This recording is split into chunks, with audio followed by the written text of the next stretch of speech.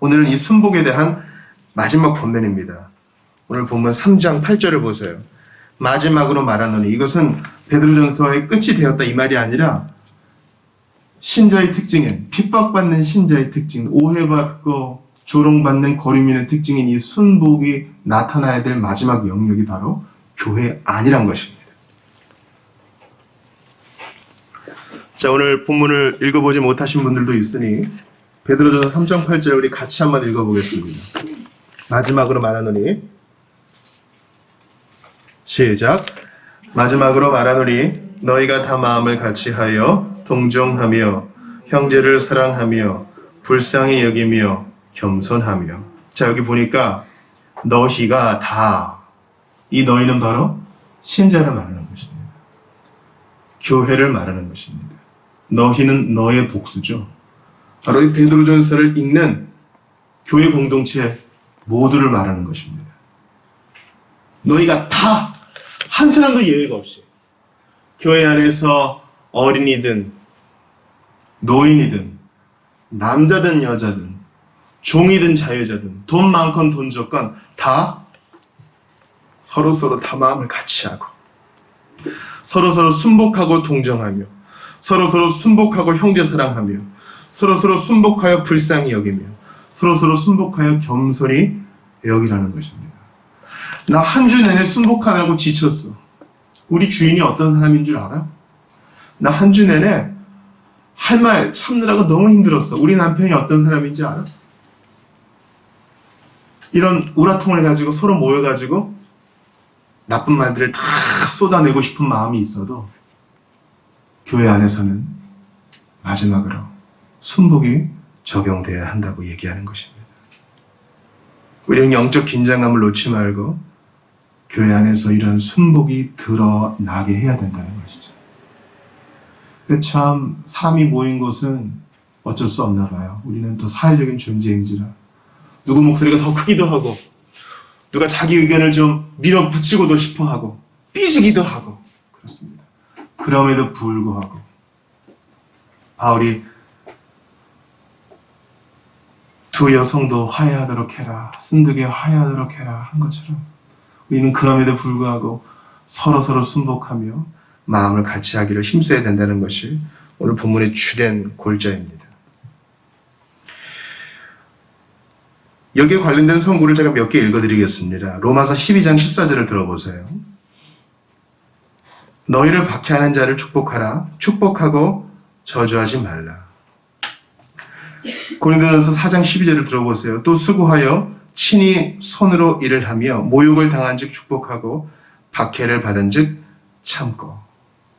데살로니가전서 5장 15절도 들어보세요. 삼가 누가 누구에게든지 악으로 악을 갚지 말게 하고 서로 대하든지 모든 사람을 대하든지 항상 선을 따르라. 이것은 교회 바깥에서 일어난 일뿐만 아니라 교회 안의 신자들 안에도 서로서로 참아내고 서로서로 선한 일을 도모하고 축복하라는 골자의 메시지가 담겨 있는 것입니다.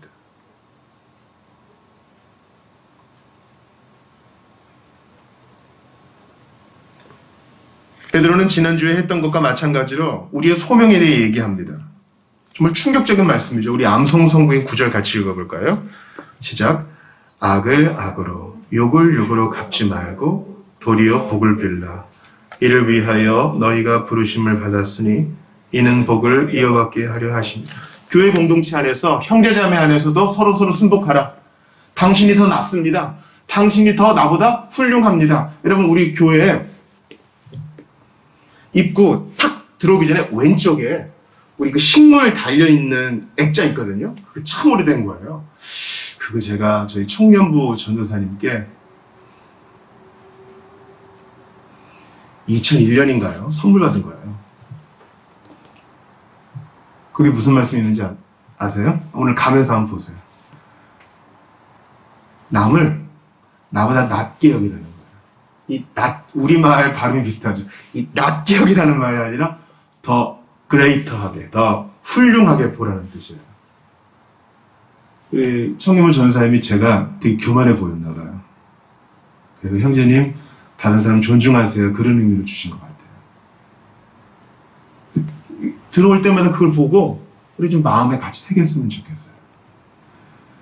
근데 베드로 사도는요, 그것뿐만 아니라 이제 여기서 은혜 받고 우리가 파송됐을 때 여전히 세상은 우리를 박해할 터이니, 다시 9절 보세요. 사람들이 악으로 우리에게 공격할 때 그것을 악다구니 실린 말로 왜 그래! 하지 말고 복으로 받아라. 욕을 하면 당연히 욕해주고 싶죠. 그러나 그것을 우리는 축복을 비는 계기로 삼으라. 그리고 놀라운 말씀이 있어요.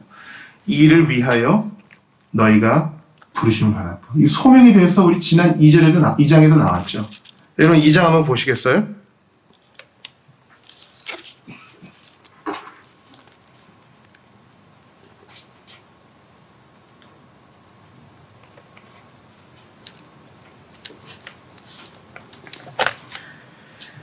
이 장 20절 한번 보겠습니다. 같이 읽어봐요. 시작. 죄가 있어 매를 맞고 참으면 무슨 칭찬이 있으리요. 그러나 선을 행함으로 고난을 받고 참으면 이는 하나님 앞에 아름다우니라. 그러면서 그거 바로 밑절에 이를 위하여 너희가 부르심을 받았다. 이걸 또 반복해요. 반복하는 이유는 뭐예요? 중요하니까. 우리 잘 잊어버리니까. 우리의 부르심은 높은 자리, 박수 받는 자리, 사람들이 좋아해주고 사람들이 따라 우리를 추종하는 그런 자리뿐만이 아니라 오히려 이러한 것에 우리가 부르심을 받았습니다. 이게 이제 예수님의 자리인 것이죠. 여러분 이거 보면요, 무슨 생각 나세요? 이거 좀 뭐랑 비슷한 것 같지 않아요? 바로 팔복이랑 비슷하죠. 예수님이 산에서 우리를 데려다가 그 옛날 광야에서 이스라엘 백성들은 산에서 하나님의 말씀을 들었는데 이제 예수님이 그것을 재현하세요. 신의 산에서 예전에 말씀하셨던 주님이 이제 당신의 제자들을 산으로 부르사 똑같이 그것을 재현하시죠. 우리 마태복음 5장 한번 찾아보겠습니다. 마태복음 5장을 찾아 읽겠습니다.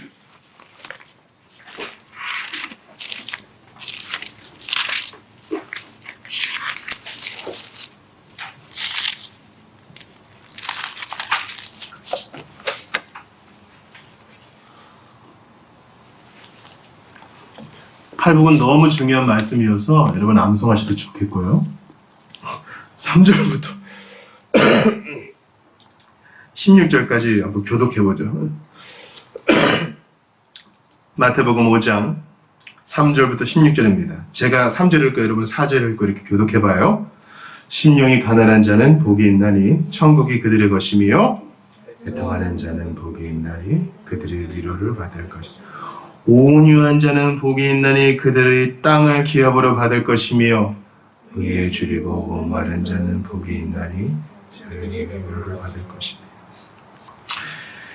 긍휼히 여기는 자는 복이 있나니 그들이 긍휼히 여김을 받을 것이며 마음이 정결한 자는 복이 있나니 그들이 하나님을 볼 것이며 화평하게 하는 자는 복이 있나니 그들이 하나님의 아들이라 일컬음을 받을 것이며 그를 위하여 박해를 본 자는 복이 있나니 천국이 그들의 것이니 나로 말미암아 너희를 욕하고 박해하고 거짓으로 너희를 거슬러 모든 악한 말을 할 때에는 너희에게 복이 있나니 기뻐하고 즐거워하라. 하늘에서 너희의 상이 큼이라. 너희 전에 있던 선지자들도 잘 들어보세요. 너희가 이를 위하여 부르심 받았나니 너희는 세상의 소금이니 소금이 만일 그 맛을 잃으면 무엇으로 짜게 하리요. 그 외에는 아무 쓸데없어 다만 밖에 버려져 사람에게 밟힐 뿐이니라. 너희는 세상의 빛이라. 산 위에 있는 덩레가 숨기지 못. 사람이 등불을 켜서 말 아래에 두지 아니하고 등경 위에 두나니 이러므로 집안 모든 사람에게 비치느니라. 이같이 너희 빛이 사람 앞에 비치게 하여 그들로 너희 착한 행실을 보고 하늘에 계신 너희 아버지께 영광을 돌리게. 아멘. 너무 명쾌하지 않아요? 아마 이 산상수훈 팔복을 들은 이 무리 중에 베드로도 있었을 거예요. 그 성경은 아주 통일적이죠. 예수님이 하신 말씀과 바울이 한 선포와 베드로의 가르침이 모순되지 않습니다. 이를 위하여 부르심을 받았나니 무엇입니까? 욕을 받고 핍박을 받아도 오히려 복을 빌어주는 자. 이거는 안 믿는 사람도 흉내는 낼 수 있겠죠. 그러나 그리스도를 바라보는 자들은 이것이 당연한 의무이고 또한 성령께서 힘을 주시기 때문에 할 수 있는 겁니다. 내 힘으로는 못해요. 내 힘으로는 못한다고요.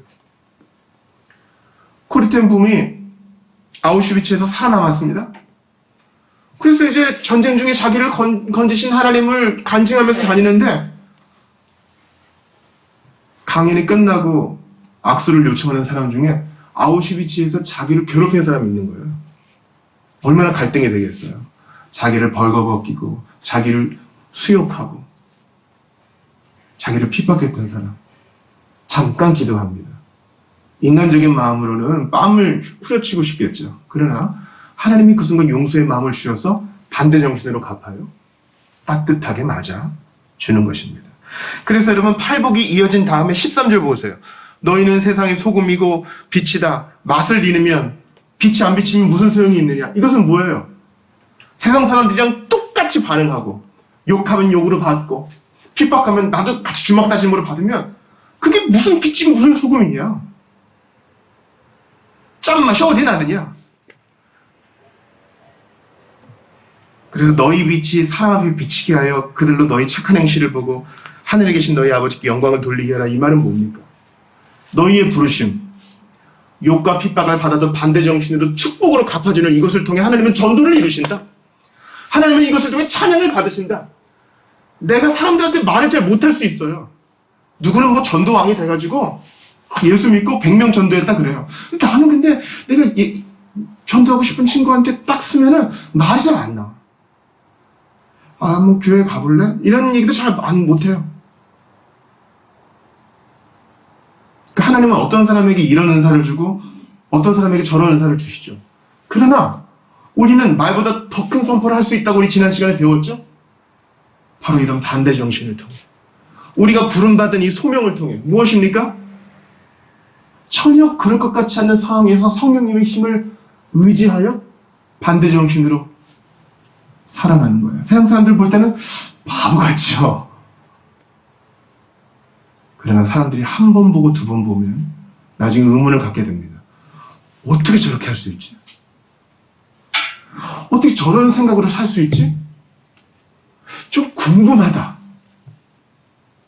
목사님 그런 말씀 마세요. 제가 아무리 착하게 살아도 전도 안 되던데요. 여러분 우리의 전도의 개념을 더 넓게 상정하셔야 돼요. 전도라는 것은 선포라는 뜻입니다. 우리의 이 소명, 욕을 축복으로 되돌려주는 이 소명을 통해 하나님은 일하십니다. 믿으세요. 믿고 그대로 해보세요. 하나님은 반드시 여러분을 통해 일하실 것입니다. 팔복의 말씀을 다시 보세요. 의를 위하여 박해를 받은 자는 복이 있나니 천국이 그들의 것입니다. 나로 말미암아 너희를 욕하고 박해하고 거짓으로 너희를 거슬러 모든 악한 말을 할 때에는 너희에게 복이 있나니 기뻐하고 즐거워하라. 하늘에서 너희의 상이 큽니다. 놀라운 거 아니에요? 하나님이 우리의 침묵을 통해 우리의 견딤을 통해 일하실 뿐만 아니라 그걸 가지고 상도 주신다니 이거보다 확실한 투자가 어디 있어요? 이거는 전도도 되고 하나님께 상도 받을 수 있는 근거가 돼요. 놀라운 일이에요. 그러므로 여러분 신앙생활을 교회 안에서만 한다는 생각을 우리 모두 버려야 됩니다. 우리의 신앙은 친구와 차 한잔하는 그 가운데서도 친구와 잡담을 하는 그 가운데서도 가족들과 떠들고 웃고 갈등하고 해결하는 그 과정에서도 우리의 신앙은 개입되어야 되고 하나님께서 마땅히 개입하셔야만 됩니다. 그리고 이 모든 과정을 통해 하나님은 영광을 받으시고 우리의 반응을 통해 전도를 이루시고 이것을 통해 우리는 상을 받게 된다는 거예요. 그러므로 우리가 이제 파송을 받아 나갈 때부터 하나님의 얼굴을 의식하는 겁니다. 저는 이것을 저희 목회의 소명으로 삼습니다. 신자들이 모든 영역에서 화장실에 앉았을 때이든지 출퇴근을 하실 때이든지 일상적인 우리의 일을 할 때든지 하나님을 의식하는 것. 이것만 제대로 된다면 놀라운 일이 벌어질 거예요. 그래서 베드로가 얘기하잖아요. 시편 34편을 인용하면서요. 여러분 12절 같이 읽어봐요. 오늘 본문 3장 12절이요. 베드로전서 3장 12절 같이 읽어보겠어요? 시작. 주의 눈은 의인을 향하시고 그의 귀는 의인의 간구에 귀 기울이시되 주의 얼굴은 악행하는 자들을 대하시느니라. 하나님은 모든 걸 아시는데 특별히 의인을 향해서는 눈을 고정시키시고 의인의 간구에 귀를 기울여 들으신다는 거예요. 여러분 질문할게요. 의인은 누구예요 그러면? 여기 의인과 악행하는 자가 대조되어서 나오잖아요. 의인은 누구예요? 의인은 누구예요?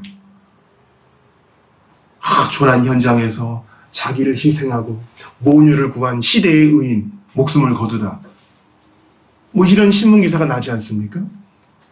이것은 세상에서 쓰는 의미이고 신학적이고 성경적인 의미에서 의인은 여러분 따라해보세요. 성도가 의인이에요. 예수 그리스도를 믿어 하나님 앞에 의롭다, 무죄이다, 죄를 하나도 안 졌다, 예수 그리스도만큼 온전히 율법에 순종했다 라고 의롭다 여겨주시는 사람이 바로 성도예요. 믿은 자. 그럼 악행하는 자는 누구예요? 믿지 않은 자. 시편 1편이 말하는 그대로예요. 복 있는 사람은 신자요, 마지막 날에 심판을 견디지 못하는 자는 복음을 거절한 비신자를 말하는 겁니다.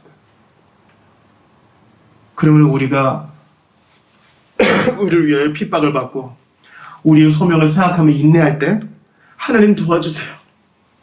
이 상황에서 도망치고 싶지만 여기로 저를 부르셨으니 제가 인내할 수 있게 도와주세요. 그럴 때 다시 한번 12절 보세요.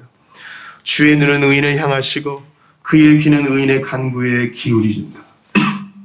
이걸 기억하면서 우리의 삶의 모든 현장을 대면하는 거예요. 갈등도 대면하고 기쁨도 대면하고 슬픔도 대면하고 내 뜻대로 안 될 때에도 하나님의 눈이 나를 향하고 있지, 주님의 귀가 나를 향하고 있지 하면서 인내하고 참아내는 것은 혁명적인 일입니다. 이걸 통해 하나님은 세상을 바꾸세요. 한두 번 멋진 일을 하면 좋겠죠. 그런 영적인 일도 중요하지만 우리는 이런 일상의 영성, 매일매일 주님의 눈과 귀를 의식하며 살아가는 겁니다. 반면에 믿지 않는 자는 어때요? 주의 얼굴은 악행하는 자들을 대하신다. 이것은 뭐예요? 하나님은 믿는 자들의 견딤을 상으로 준비하시는 반면 믿지 아니하는 자들의 악행은 보시고 벌을 준비하셔요. 그들은 이 땅에서 잘 되는 것처럼 보여도 마지막 날 심판의 불을 견디지 못할 것입니다. 그러므로 베드로의 권면은 단순합니다. 형제와 자매를 향하여 오래 참으십시오. 당신에게 상이 있고 하나님은 영광 받으십니다. 이제 파송되어서 여러분의 직장에서, 여러분의 학교에서, 여러분 가정에서 억울한 일을 당할 때 예수님을 생각하며 인내하십시오. 그것을 통해 하나님은 찬양받으시고 하나님은 전도를 이루시며 당신에게 상을 주실 것입니다. 그렇게 하지 못하는 자에게는 합당한 벌이 있을 것이나 그리스도를 믿고 견디는 자는 상이 있을 것입니다. 억울하죠? 주님이 다 하세요. 이렇게 권면하는 겁니다. 이웃들이 손가락질합니다. 저것들 애기나 잡아먹고 말이 안 통하는 것들, 편협한 것들. 그럴 때 욕으로 갚아주고 싶고, 우리 집에 우리 고장에 좀 문제가 있는 것은 쟤네들 때문 아니겠어? 이렇게 오해를 받아도 인내하며 침묵으로 견디려는 것입니다. 그래서 오늘 본문은 팔복과 연결이 되어 있으니 여러분, 우리의 인내에 주님께서 합당하게 갚아주신다는 사실을 기억하시기 바랍니다. 제가 마지막으로 여러분께 드리고 싶은 말씀은 베드로가 이 문제를 해결하는 방식에서 구약을 인용한다는 거예요. 10절을 보세요. 그러므로 생명을 사랑하고 좋은 날 보기를 원하는 자는 혀를 금하여 악한 말을 그치고 그 입술로 거짓을 말하지 말고 악에서 떠나 선을 행하라. 이렇게 말합니다. 우리가 욕과 핍박을 당했을 때 제일 먼저 하는 반응은 뭐예요? 이런 나쁜 놈의 세상, 거지 같은 세상, 한탄을 하죠. 여러분, 시편 13편을 마음에 기억하세요. 악인이 너무 잘 돼요. 시편 기자가 시험에 빠졌어요. 의인은 너무너무 안 되는데 악인은 너무너무 잘 돼. 그래서 목구멍까지 말이 튀어나오려고 그래요. 괜히 믿었어. 믿는 거 뭐 아무것도 아니네. 효과도 없고. 이렇게 말할 뻔했어요. 넘어질 뻔했어요. 속에서는 분명히 그런 전쟁이 있지만 그리고 그가 성소에 들어갈 때, 예배할 때 비로소 그 문제가 해결됩니다. 그래서 주는 나의 힘이요. 이게 바로 그 맥락에서 나오는 거예요. 그러므로 끝까지 말을 지키는 거. 끝까지 입술을 지키는 거. 내가 욕하고 싶고 반박하고 싶고 변명하고 싶고 한 번 내 실력 한번 보여주고 싶을 때 말이 팍 터져 나올 때 그리스도를 생각하며 참는 거. 이걸 제일 먼저 베드로는 권합니다. 그리고 이것을 시편에서 인용합니다. 여러분 갖고 계시는 성경에 분명히 어디에서 이것을 인용했다고 나와 있을 거예요. 여러분 성경에는 베드로가 어느 성경을 인용했다고 나와 있나요? 시편 34편이죠. 한번 찾아보겠습니다. 시편 34편 찾아보겠습니다.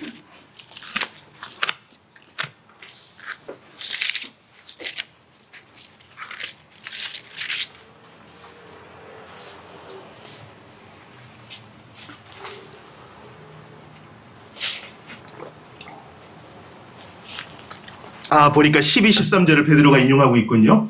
물론 베드로는 이것을 헬라어로 옮긴 71년 성경을 인용한 거지만 히브리 성경과 내용은 같습니다. 자, 같이 읽어볼게요. 시편 34편 12, 13절입니다.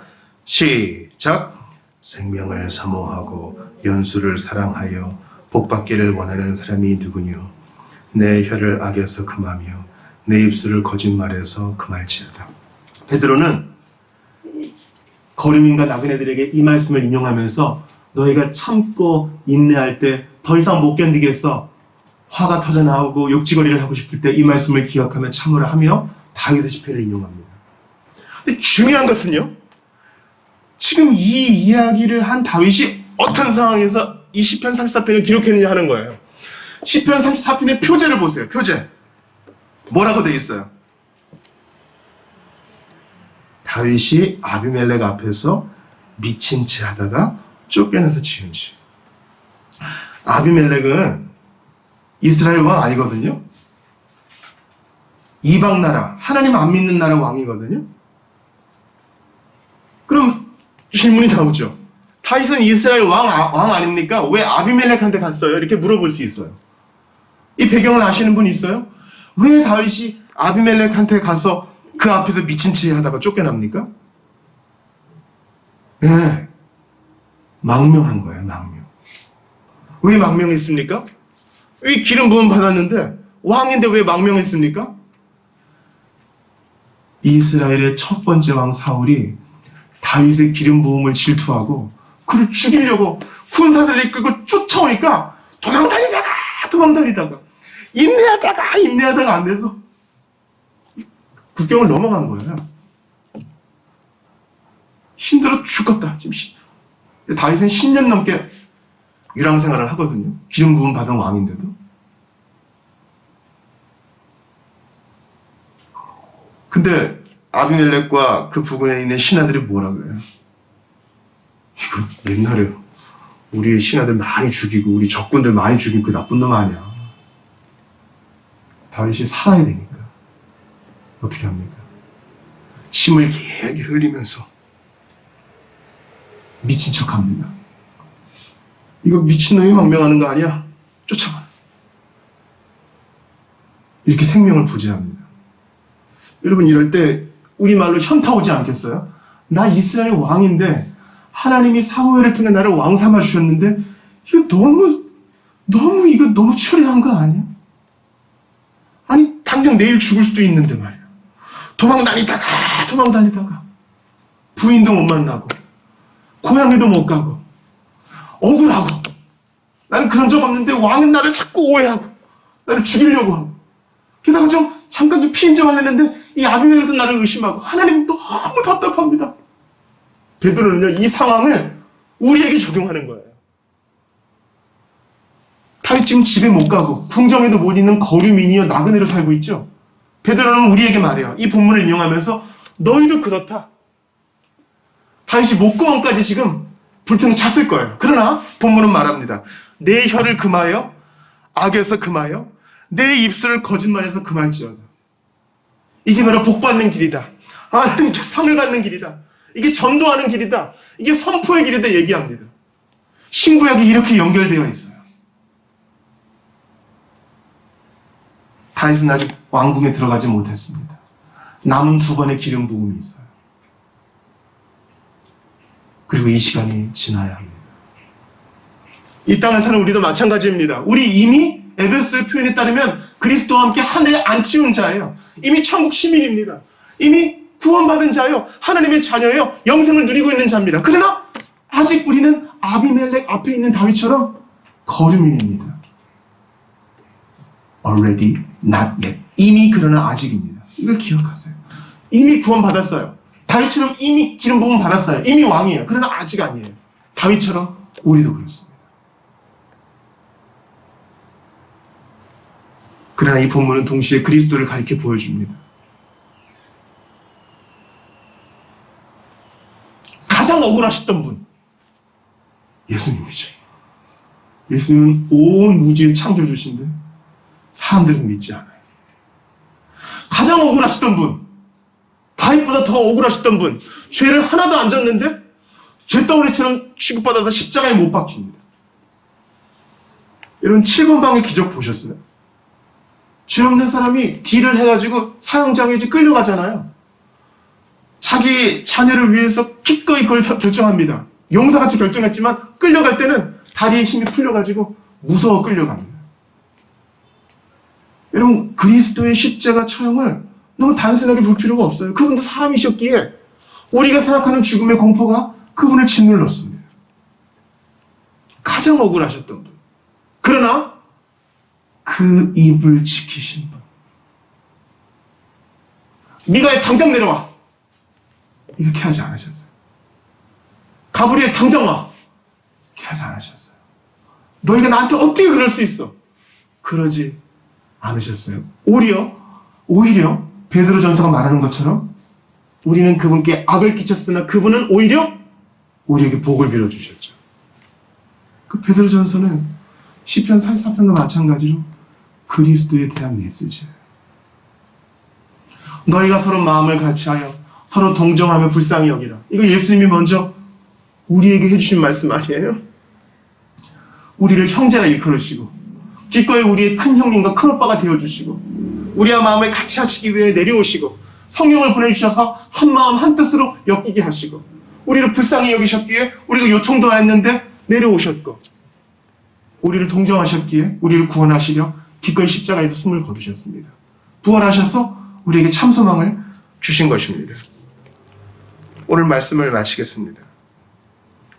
사랑하는 여러분, 저는 오늘 설교의 제목을 너희가 다 마음을 같이하여 라는 제목으로 잡았습니다. 이것은 하나의 잔소리가 아닙니다. 피는 물보다 진하다 그러죠. 저는 이번에 격리 기간에 참 가족의 소중함을 많이 느꼈습니다. 아프니까 가족들이 연락을 많이 주더군요. 모두 보내주고요. 참 피는 물보다 진합니다. 뭐 으르렁대고 싸워도 결국에는 가족입니다. 근데 우리 교회 안의 공동체도 혈연 공동체입니다. 예수 그리스도의 피로 묶인 혈연 공동체입니다. 세상에서 볼 수 없는 술복과 서로 감싸주는 모습이 있어야 할 것입니다. 왜냐하면 그리스도께서 먼저 이 본을 보여주셨기 때문입니다. 악을 악으로 갚지 않으시고 오히려 복을 빌어주신 예수님, 억울하신 중에도 도망다니시고 모함받는 순간에도 그 입을 함부로 열지 않으시고 수욕을 받으신 예수님 까닭에 우리는 서로를 품어줄 수 있는 사람이 된 것입니다. 세상과는 다른 이 방식 누가 할 수 있습니까? 바로 예수 믿고 성령 받은 신자만이 할 수 있는 것입니다. 악을 악으로 욕을 욕으로 갚지 말고 도리어 복을 빌라 이를 위하여 너희가 부르심을 받았으니 이는 복을 이어받게 하려 하십니다. 주님은 이것을 통해 전도를 이루시고 하나님은 영광 받으시며 우리에게 상을 예비하신다는 사실을 기억하며 다윗을 기억하고 예수님을 기억하며 이번 한 주도 소명의 충실한 삶 사시는 여러분들 다 되시기를 주의 이름으로 축원합니다. 우리 잠깐 좀 눈을 감아보겠습니다. 오늘 주신 말씀을 붙들고 기도를 할 거예요. 한번 정리를 해봅시다. 베드로는 교회 안에서도 교회 밖에서도 이 반대 정신으로 살아가라 합니다. 우리 힘으로 안 됩니다. 우리보다 앞섰던 성도 다윗도 이런 일을 당했습니다. 하나님이 힘주시면 우리 감당할 수 있습니다. 예수님이 가르쳐 주신 대로 살게 도와주시옵소서. 단순한 의무가 아니라 그리스도께서 친히 욕을 받으셨으나 축복하셨고, 그리스도께서 친히 억울한 중에 그 입을 열지 않고 오히려 축복하셨으니 부족하지만 저희도 그 길 따라가게 하시고 힘을 주시옵소서. 주님, 도망가고 싶은 현실이 있습니다. 인내할 수 있는 힘을 주시고 길을 열어달라고 오늘 주신 말씀 붙들고 우리의 견딘과 인내가 선포여 전도여 하나님께 영광이여 상받는 길임을 기억하며 기도하며 나아가도록 하겠습니다. 하나님 아버지, 참으로 작은 일 같아 보이고 의미 없어 보이는 일 중에도 하나님은 일하시니 참으로 놀랍고 감사합니다. 주님, 참고 견디는 일이 쉽지가 않습니다. 당장 단기간에 결과를 말하는 이게 쉽지가 않습니다. 하나님 도우시고 함께하여 주시옵소서. 은혜를 더하여 주시옵소서. 은총을 더하여 주시고 인내에 부족함이 없게 하여 주시옵소서. 주께 간절히 은총을 구합니다. 아버지 함께하여 주시옵소서. 긍휼을 더하여 주시옵소서. 함께하시고 은총을 더하시옵소서. 아버지 하나님, 넘어지고 싶은 바로 그 순간에 이미 똑같은 일을 겪었던 다윗고 이보다 더한 일을 겪으셨던 예수님을 생각하며 능히 도우시는 주님을 경험하게 하시옵소서. 아버지 도와주시옵소서. 우리 앞서간 성도들이 다 같은 길을 겪었습니다. 주님은 동일하게 넘치게 힘을 주실 줄을 믿습니다. 우리의 이런 반대 정신이, 우리의 이런 인내와 견딤이 하나님께 영광이요 전도가 되고 선포가 되고 하나님께 복받고 상받는 일이 된다는 사실을 기억하면서 인내하게 하소서. 인내하심으로 가장 큰 상을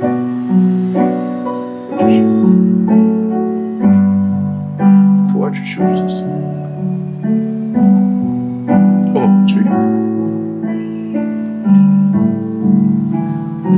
하나님 아버지, 도망가고 싶은 현실이 있습니다.